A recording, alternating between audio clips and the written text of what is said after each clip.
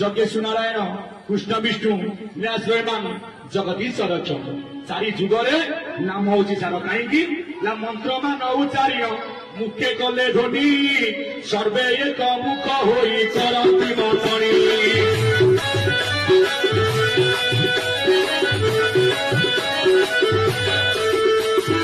কেবল ই গোপীচন্দ্র বল্লভায় হরে নাকে বলে নন্দ শ্যাম দামোদরে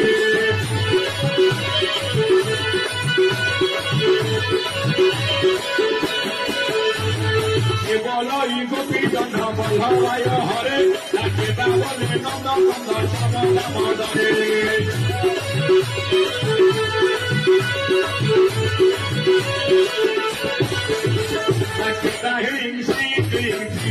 উচারে সাধু মধু দিন ধর্ম ব্রহ্ম নাম করে